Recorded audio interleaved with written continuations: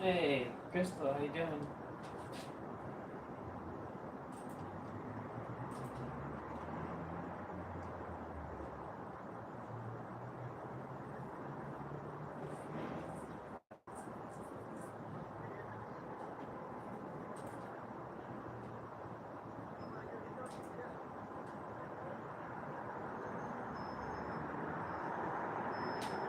Um, not necessarily.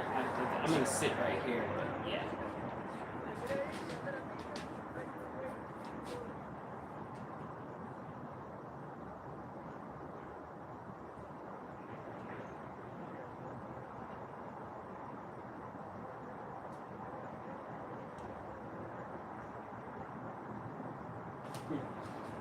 I have to clearly see.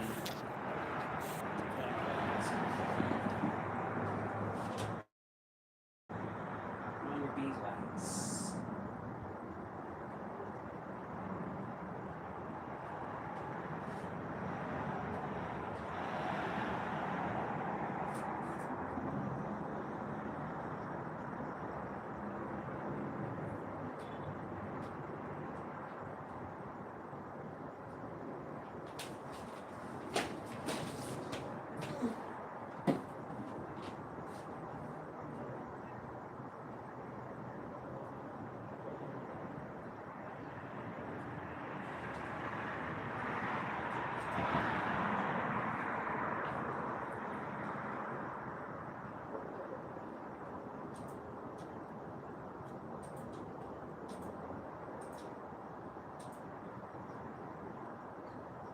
What are you up to, Crystal Jack?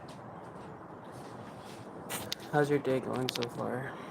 Oh, what's up, guys? Thank you for joining. If you're just joining, I'm Enigma Nova, short horror film director, coming to you live with some chill vibes. Hopefully, you guys are hanging out, relaxing. Thank you, Crystal Jackson. I couldn't have said it better than myself. Thank you.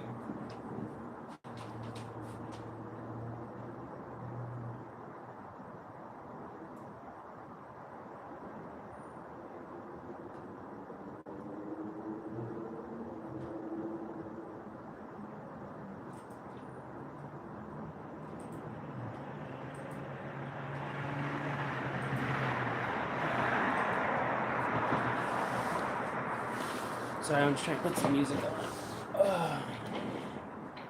Trying to put some music on. Right now, sitting in front of the window. That's good. Glad you're doing okay. Hey, why is this not turning on?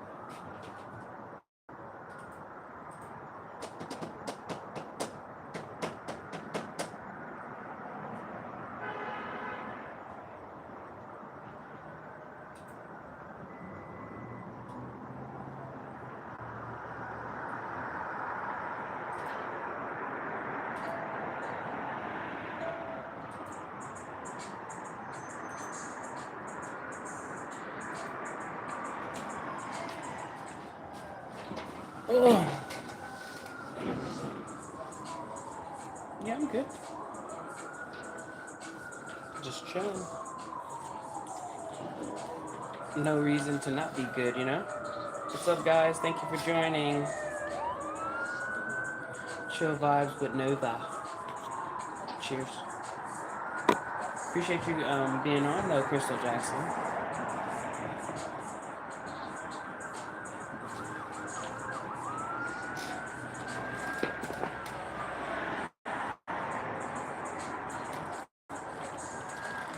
There's a method to my madness.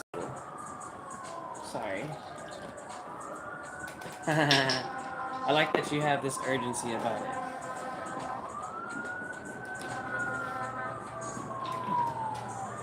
For those that are new that haven't been on my channel, I'm a short horror film director. As Crystal Jackson said earlier, I have a lot of movies that you can watch, but the one specifically on my channel, or on the link, is to my newest film, or my recent film, called Don't Open the Box. Hopefully you guys enjoy it. I put a lot of work into it. Sorry about the fire engine. You guys are literally right by the window.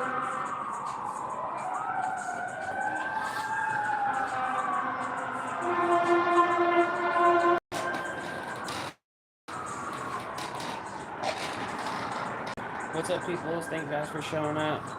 Chill Vibes with Nova. Please like and share the live. Also, if you haven't yet, please check out some of my short horror films. I'm with the great Crystal Jackson. You thought that was the music? No, that wasn't.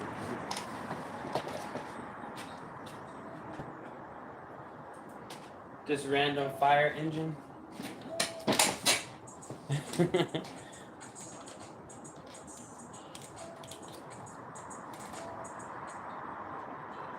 I'm having a supernova. You guys are wondering what a supernova is? That's literally ginger ale and Jameson. No, you're not dumb. I mean, that's a. I could see you. I could see why you would say that.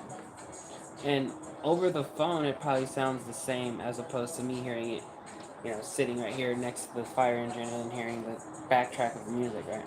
But maybe to you, it's all together. So then, don't call yourself dumb or stupid. Cheers to you guys. Thank you for joining Chill Vibes with Nova. Please like and share the live. Yeah, I know, right? Supernova. I thought of it right now. I'm not still with you.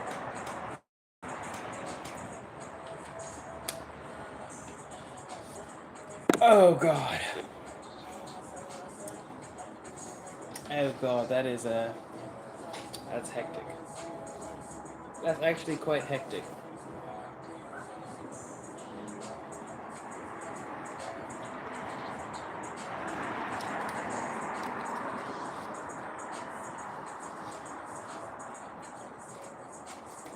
That shit was hella hectic.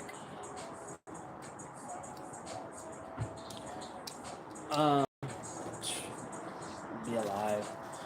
I was streaming right now because, I worked 16 hours. So I did the 7 hours last night, and 8 hours last night, 8 hours this morning, so I haven't slept yet.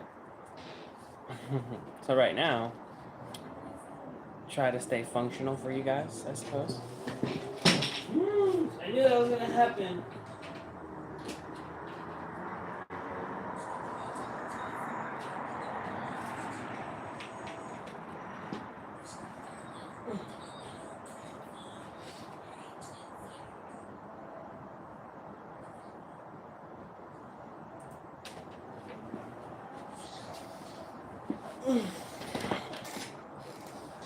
You appreciate your sacrifice.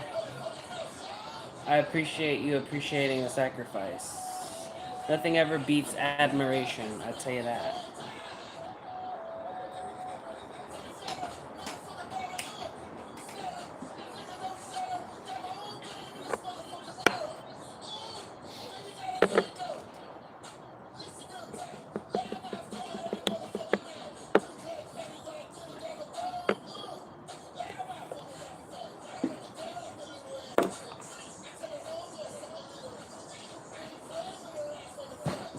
Just fucking with you.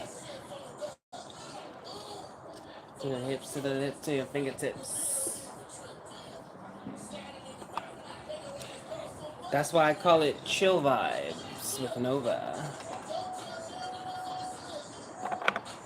You know what I'm saying? We just hanging out, chilling, wanting to get to know some new fans, make some new fans, new friends maybe even, right? Friends of the channel, fans of the content. Because we know it's good.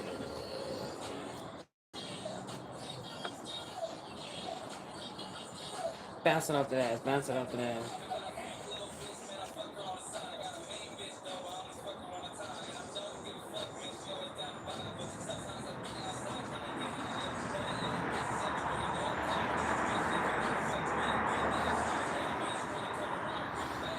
Yeah, pretty much.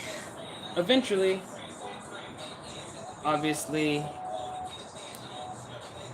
we're using a chisel and a hammer to grow towards that. Tap dancing.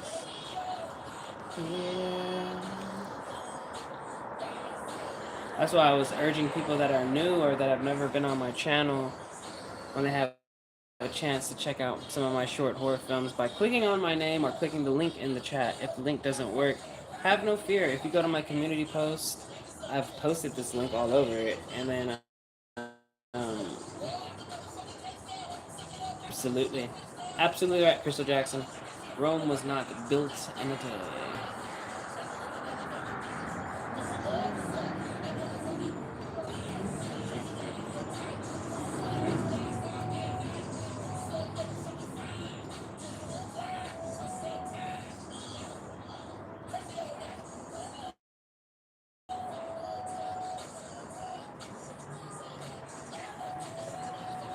Ready or not, here we come. Get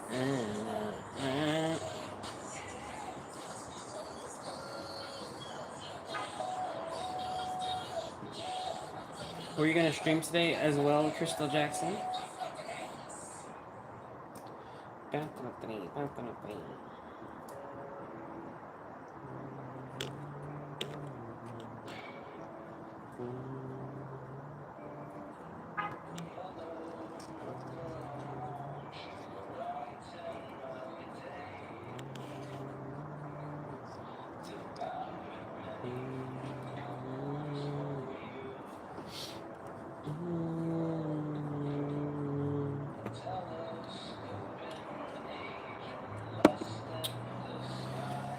Ooh.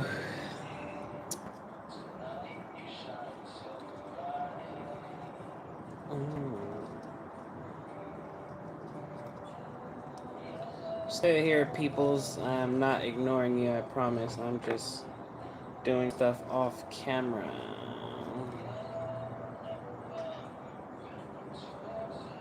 Oh, wow. You know what? I really appreciate that.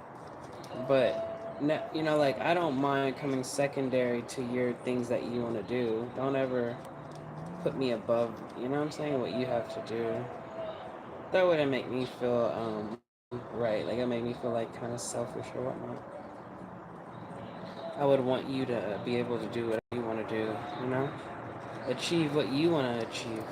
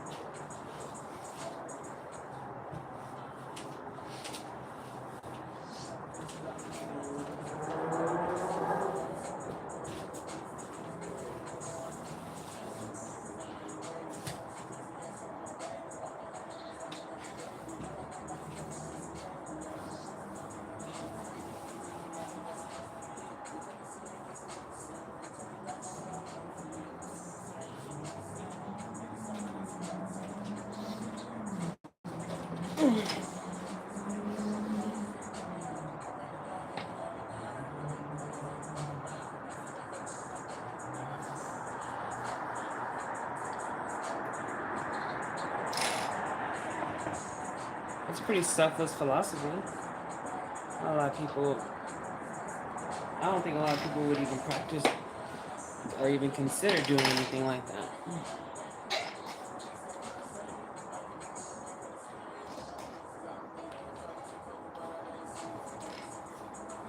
But then again, we're not all the same. Sometimes we'll have like similar qualities, but we're not all the same.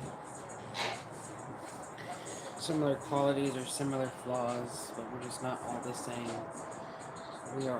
We are what you can deal with.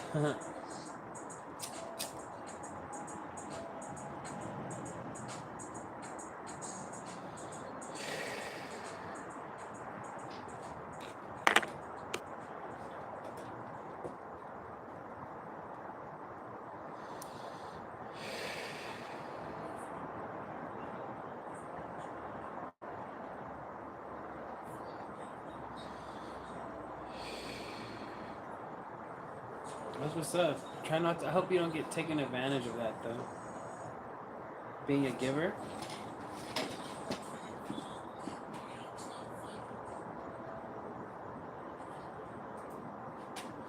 And let us switch up.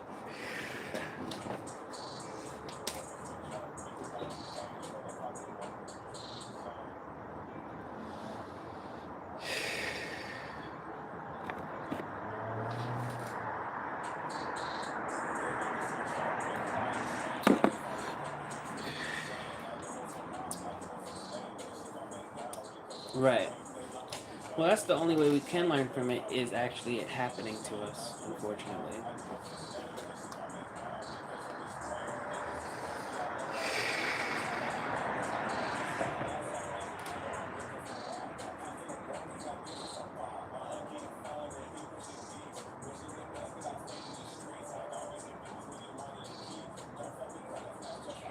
I'm gonna sleep really good. Hope I can wake up tomorrow and morning and get up and go to the moon. Failure is the best teacher. I agree with that.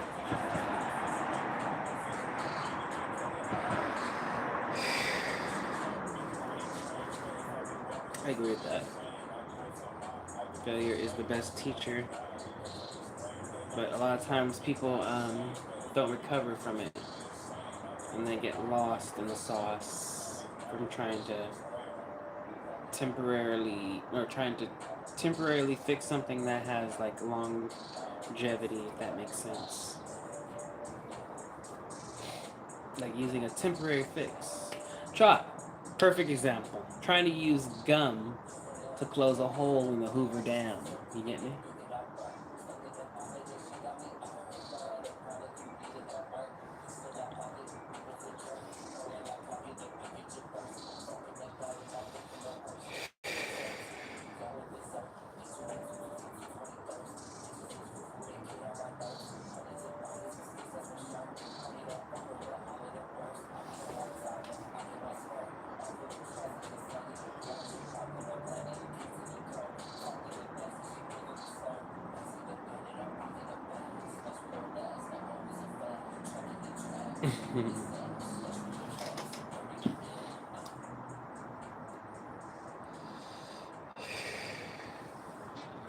Absolutely. Absolutely. She's gonna hurt me, Judge.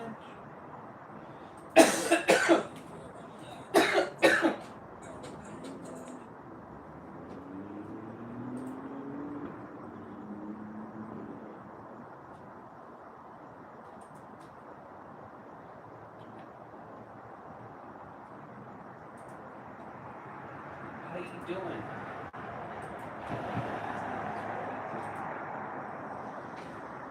Like LeBron James. I don't about my team rings like LeBron James. Now I'm playing my position like LeBron James. I just fuck motherfucking thing. This is all safe.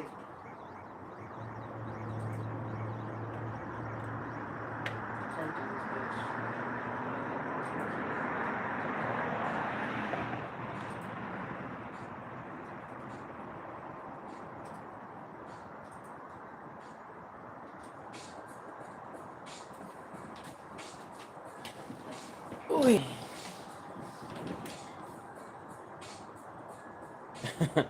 Alrighty. Have a good stream. Appreciate you for coming.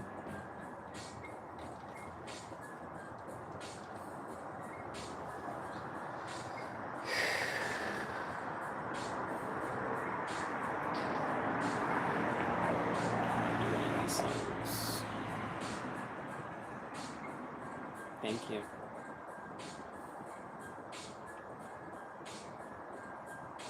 What's up, peoples? What's up? What's up? What's up? If you're just joining, I'm Enigma Nova, short horror film director. And if you haven't yet, please like and share and subscribe to the channel. And check out some of the short horror ones. I assure you that this isn't... I appreciate that consideration. Right here.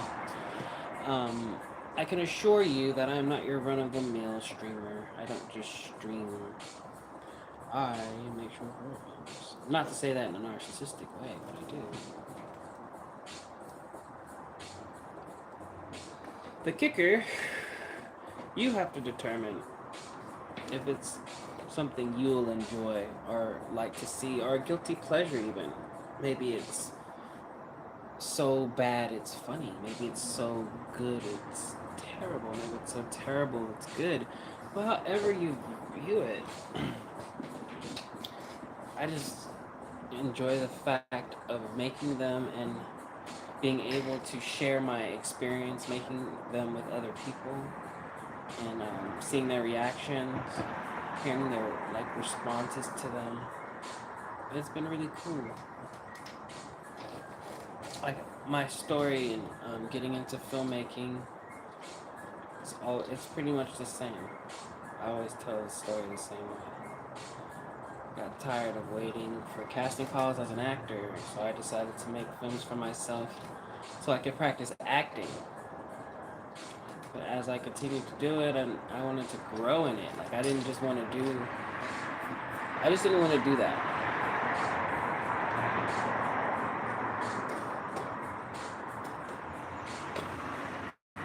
Ugh. I just didn't want to. You know what I'm saying? Like, I'm like, bro, like, yeah, I could play all the parts and be the actor, but it's like I want to, I want to direct someone. I want to put someone in the right place and be behind camera too.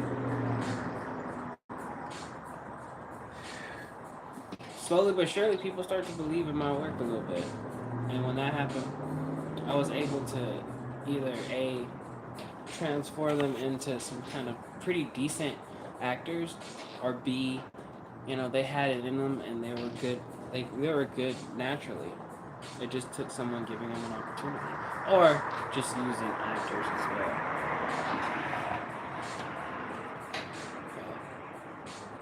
Once I got to coaching my friends, because at first, Graybridge was the director for a lot of our films when growing up. He was the cameraman, operator, the editor, and I still contributed writing, but for him, he's always been a cinematographer. He's always been about the cinematics of the film, while as to me, I focused on the story. Not to say he didn't focus on the story, he did, but it also had to produce shots.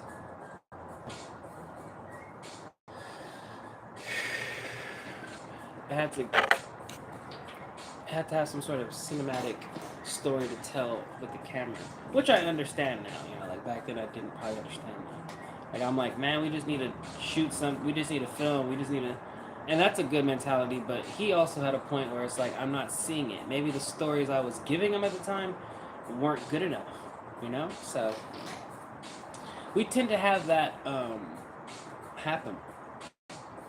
Like when I first met him, he was music, and he asked if I wanted to hop on the track. I don't remember if I told him I could freestyle or if I didn't. I think I lied and said I did. I never freestyled a day in my life. Like I never wrote a song before in my life, and then so I felt this pressure. Like when they presented me this song, and I was there like, oh, just write, and I didn't know what a 16 was or 8-bar, whatever the fuck. I just wrote till my heart was content. Just wrote, and then I ended up writing like a 24-bar soliloquy. Which was pretty funny. It's called Crucial Conflict. I don't remember much of the lyrics because how we used to rap back in the day was different. How we started to do music now.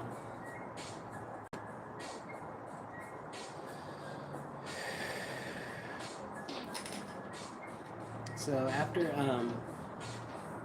after I got my tryout, which was Crucial Conflict, and we used to record on this little MP3 player, So it was like the recording sounded like how you think it would sound, like recording on your phone or something.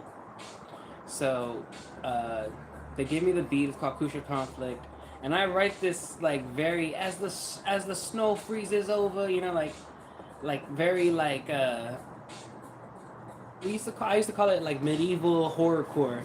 We used to kind of rap like because the lyrics we had was like, I'll give you a hint, like one I'll say my coming out song of where I felt comfortable rapping was a song called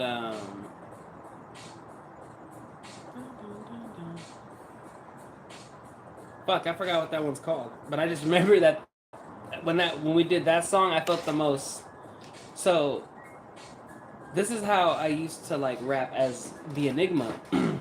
Riddle me this, enigma rises from the deep abyss, the home of lost souls and death slips, the soldier heavily equipped with the gift, who rides with the wind when it shifts. I'm light as dense, try to stop me, never made any sense. Bow to me like I'm the only one, a dark prince. I mean good, but I also have dark sense. One time I have time to spare for its eternal damnation. A grim reaper with soul persuasion, street prodigies goes against the odds. In this chess game, we see right here is where it goes blank. But that's like what I gave that example of how I used to free or rap was as in like that's where we're metaphorical, very medieval, very fucking dark, just different. And then well not different, influence heavy, probably like with other rappers that were like that. Army of Pharaohs, Vinny Paz, Jedi Mind Tricks, you know, type shit. And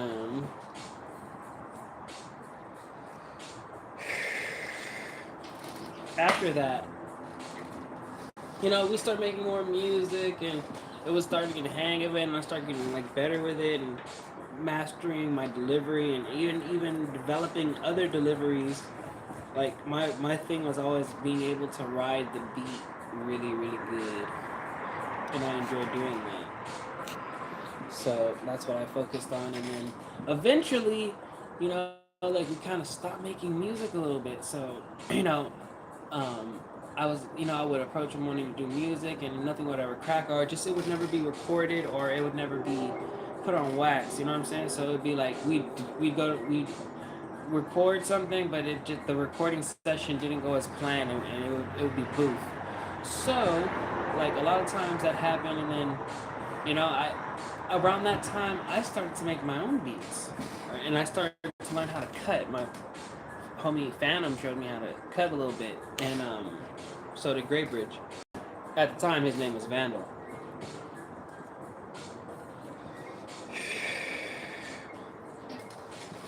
Um, so when Phantom showed me how to cut, I remember cutting Incubus.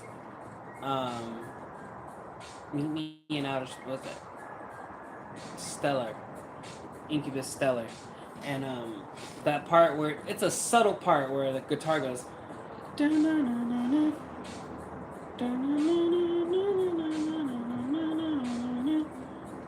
it goes meet me in outer space. On the outer space part, there's the guitar goes that part right there. I cut that part and I did like a little whatever the fuck to it, flipped it around, and then I speeded up a bit to where it went like when you heard it, it kind of because I put drums to it, a little boom boom bop, you know, something like no, not boom boom, but I'll say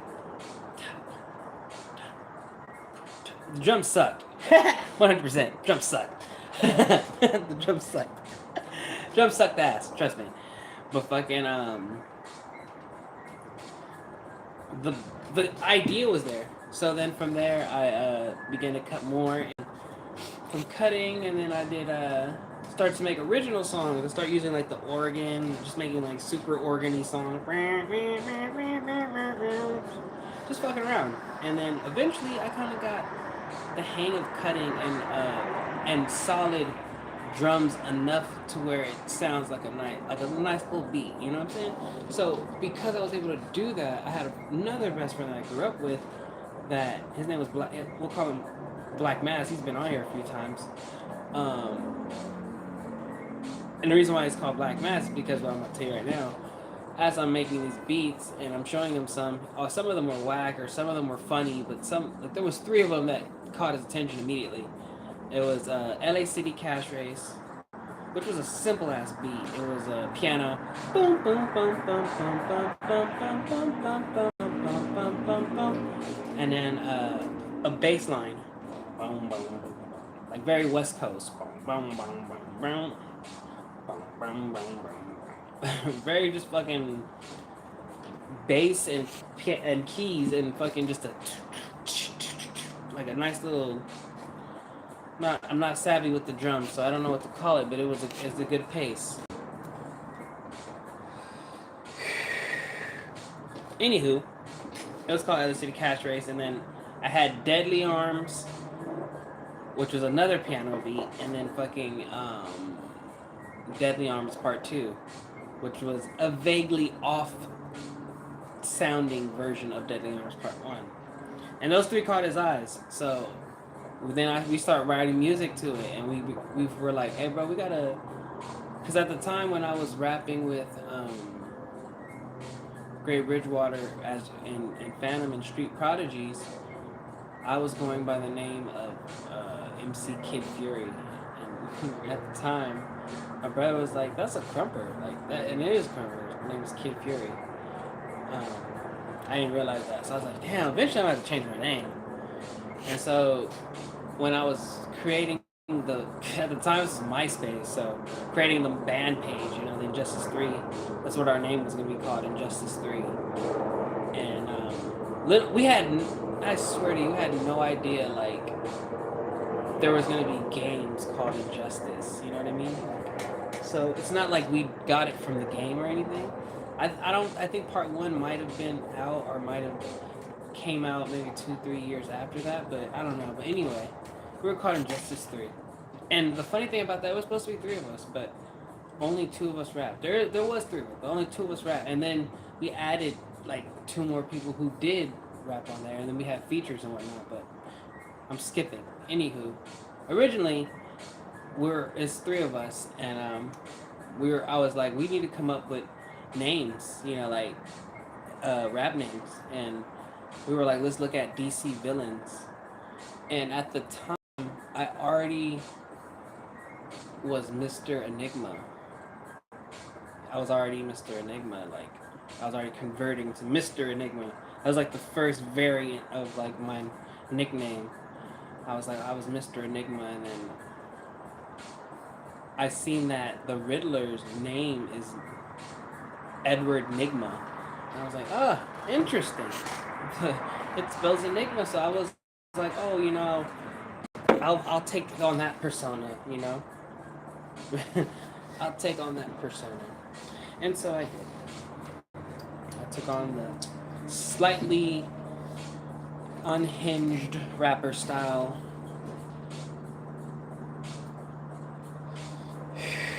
My friend took the DC character Black Mask, and the other homie would just, I don't think he settled for a name, so we just called him Caps. Well, that was his name, Caps, and then there was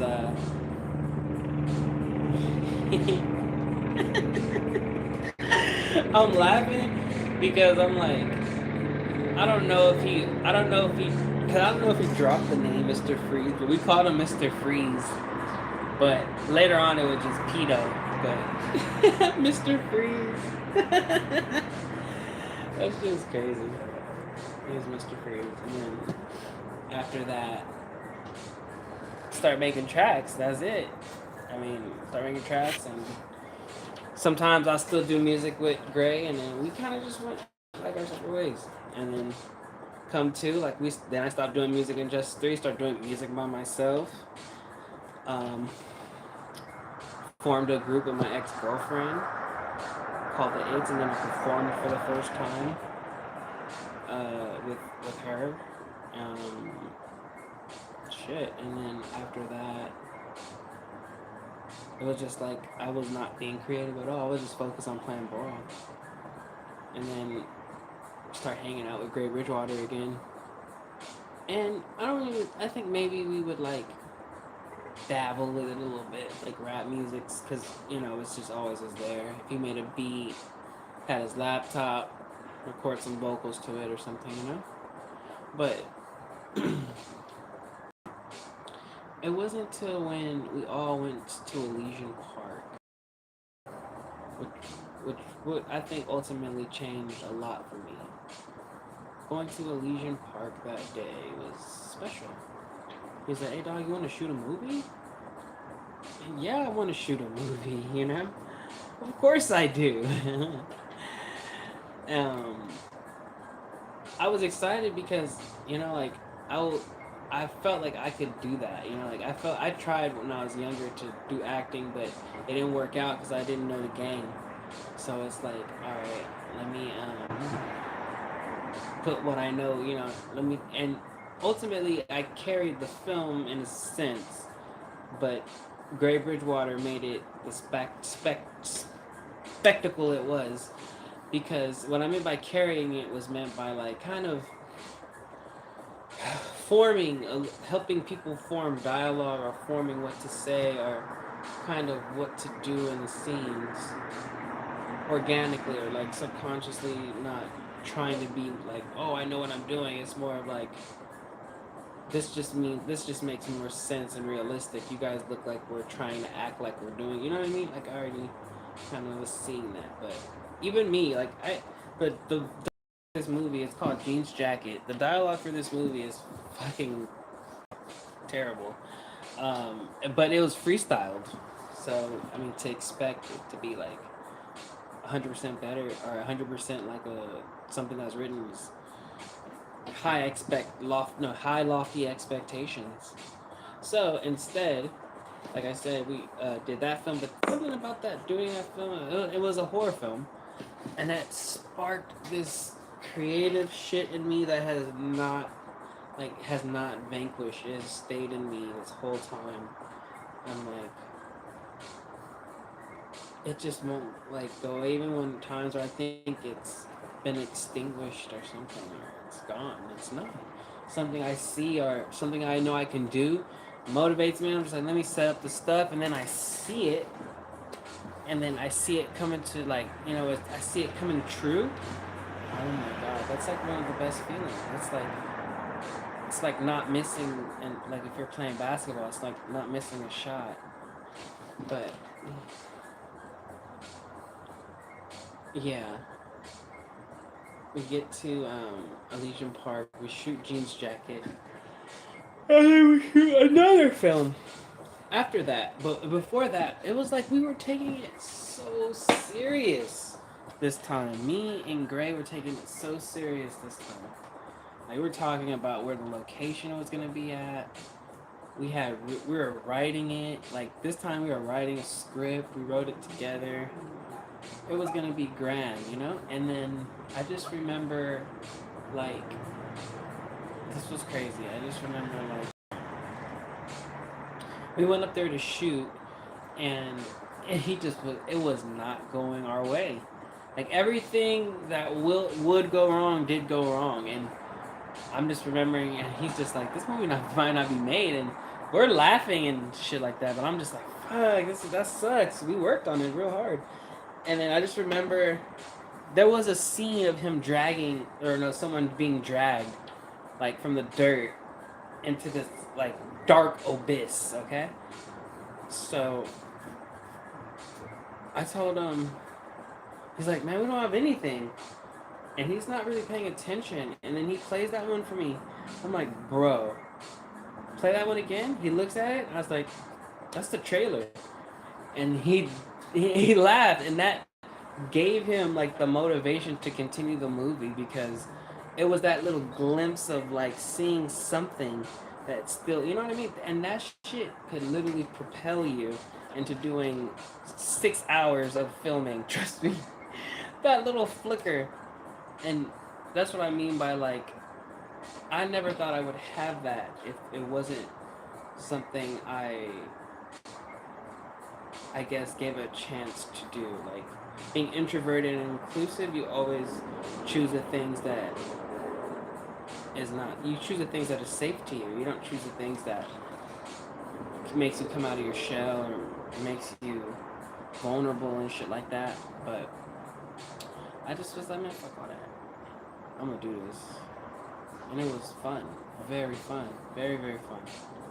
After um, after Jeans Jacket, then after Camp Killjoy, I began to go to him with films, and oh, I'm sorry, there was a few more. There was the Motel Window series, which started off as Bedroom Window and then ended in a motel window, and then which is a comedy slash like kind of like drama, sorta. And then you had we did a mock trailer, and then excuse me. I haven't slept, so if I'm yawning, I'm not. It's not because you're boring me. It's because I haven't slept. We did a mock trailer, and then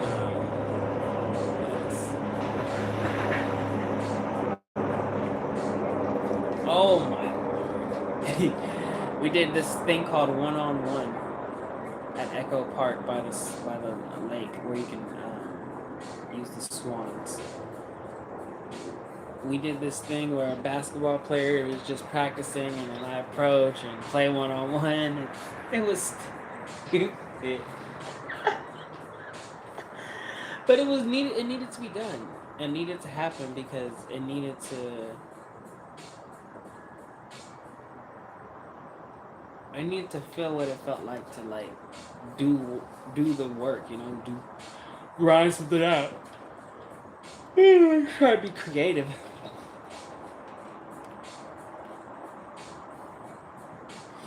That's all. That's always what it's been about. Just trying to be creative. And so from there, like, then I'll say then Motel Window might have been the last film we shot together. Like the I call it the Jeans Jacket crew. The Jeans Jacket era. That was like the last of the Jeans Jacket era. It was Motel Window. And then from there, it was like this dry spell, and I was, like I said, I was trying to pitch films, and maybe they weren't resonating, and you couldn't see the shots. Like I told you earlier, I didn't understand that back then because I wasn't knee deep in cinematography or knee deep in editing. But now that I've been, do-si doing and square dancing in that motherfucker, it's like, man, I can see what you're saying. Like, you didn't want to sacrifice the sake of cinematography for the story, and I just never understood that. I didn't fully understand that. I was more of like, both of our ways of going about filming were correct, if I could say. I'm not say why, because I felt like you should have the mentality of, hey man, don't let nothing stop you, and who cares if it's not this or that. But at the same time, I'm sacrificing cinematography for the story. For him, his dilemma is that yes, the story could be great, the dialogue could be wonderful, but if he's not seeing any compelling shots other than the shots that we all use to tell a story, or that is just kind of the norms when you're filming, then it's not unique enough. You know what I mean? Anybody could film in a medium wide. Anybody could film in a medium close up. It's very simple, and people could tell stories without having to do the grinding of YouTube Academy or even actually being from a film school. Not saying that it's not from a film school. You know all the lingo. You know how to talk the talk, walk the walk.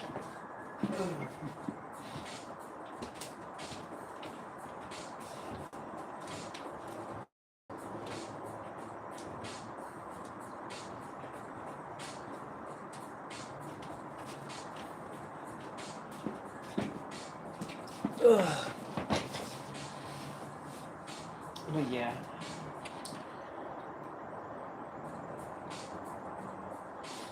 Alright, dude. You know what? I put to loop the playlist, and this motherfucker's looping this same fucking song. I love this song, but give me a break.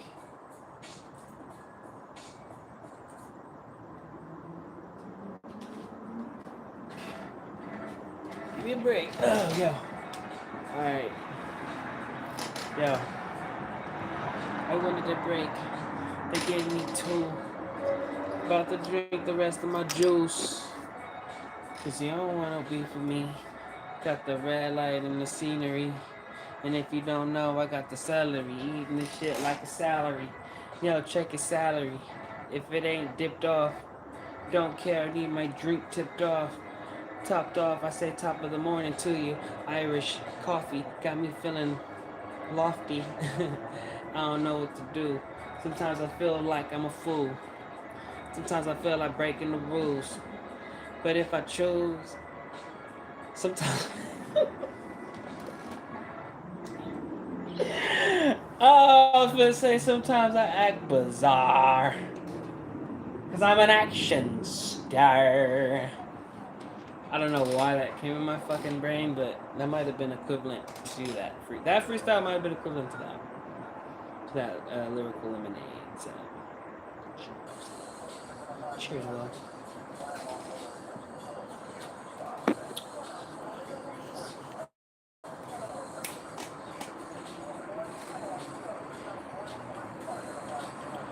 Right. So, after Motel Window and then the mini brief silence, movies were not being reciprocated, I began to soft launch kind of shoot myself, like on my laptop or something, cam. Not very good stuff, but just venturing out. Eventually, I make something. I just have this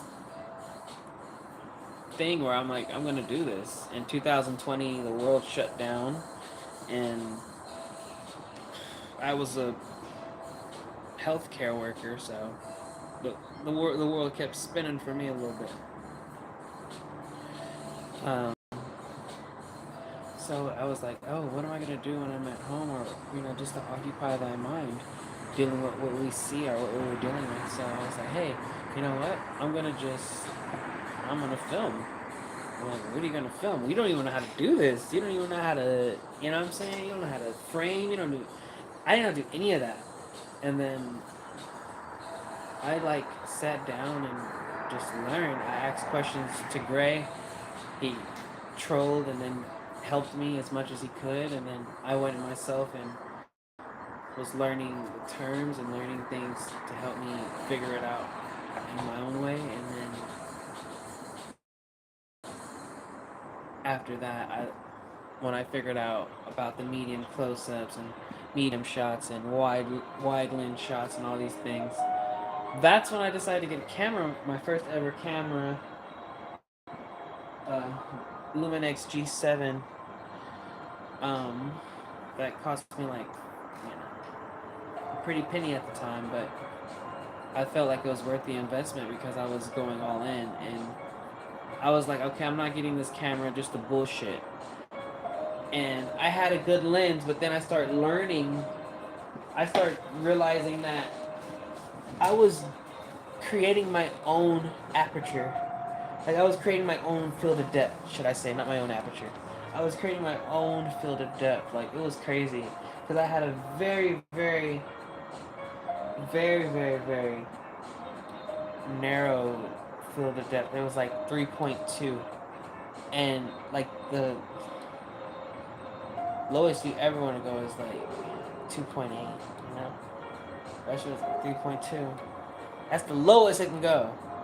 So it's going to put everything in focus. That's dope, right? But when you're trying to get those shots, those cinematic shots, you're not going to get them with that specific lens. So I learned that I had a stock lens, a stock zoom lens, which was really good. But I was like, I need to get something else. I need something better to to upgrade my quality of filming. But I didn't know that yet. Let's not jump ahead to that. So what did I do? I wrote some stuff, and I figured out how to shoot raw on the Luminix G7, and then after that I figured that out. I began to film Timothy Graves. At first, originally it was called Sometimes the Fantasy Wants to Be Real, but it was Timothy Graves, and the intro was pretty cool. I kept it. I made 7 episodes. It was a series. By the fourth episode, people were enjoying it because I was posting it on Instagram, and on mostly Instagram, and then I posted some on YouTube as well. But people were enjoying it. People that I didn't think were watching it, and then people that I didn't think that would want to even be in it asked to be in it. One of my friends, his name is Ray. He wanted to be in it, so I wrote him a part in it, and he played a detective, and he killed it for someone who wasn't acting or wasn't an actor and decided to just give it a go. So he had 2 episodes. I shot 6 episodes, I believe, of Timothy Graves, and then after that, he gets killed in the finale, or for which we think, because so the whole thing about Timothy Graves, I made this thing where the mask was possessing him for vengeance, and at the whole time when my friend's character, the detective, he had a partner, so like a partner detective, another detective. When he died, it was up to Brody Sinclair. That's what his name was. Weird ass name, but his name was Brody Sinclair, the assistant. It was up to Brody Sinclair to bring the case in home, but the mask was playing, using his weakness of vengeance because his wife was murdered. And that's the type of stuff that it uses to manipulate its host, so that way it can keep it dormant and null and void.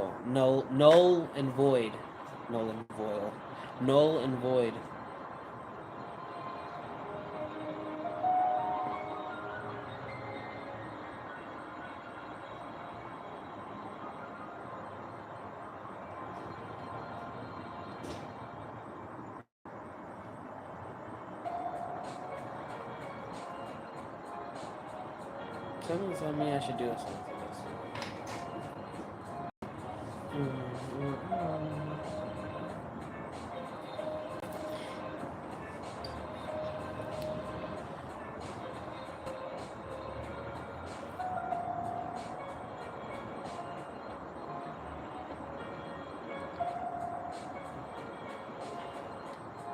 I don't even know how I'm sitting up right now.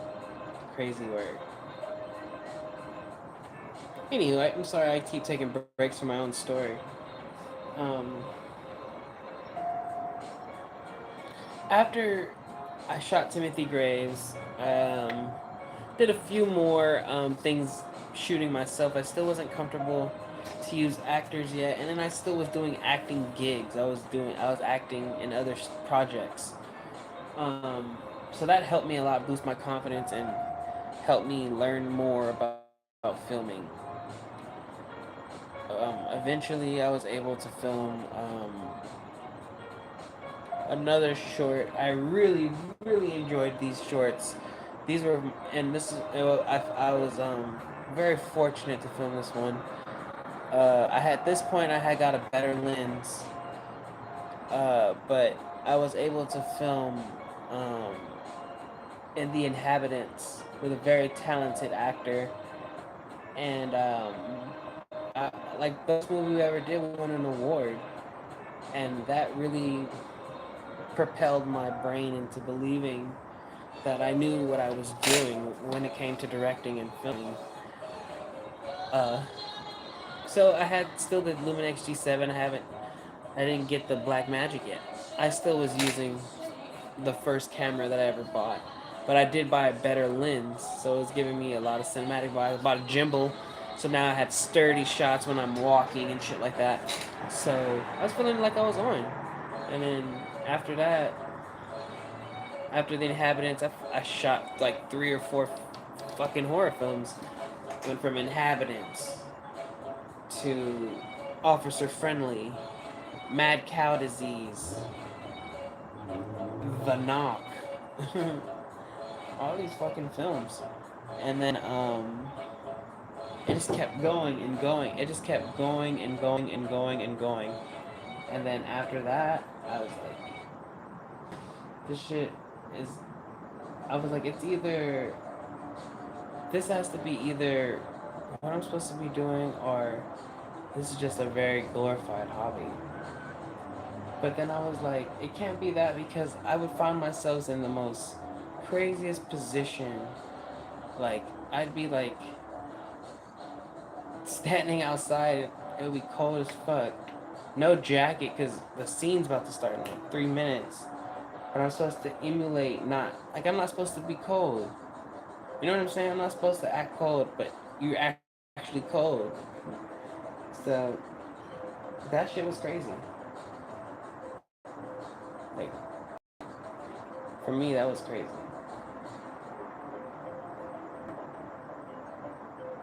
Yeah. Crazy. Sorry, my brain is going all over the place. Because I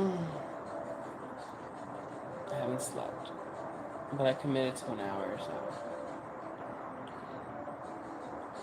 Let thy commit to it.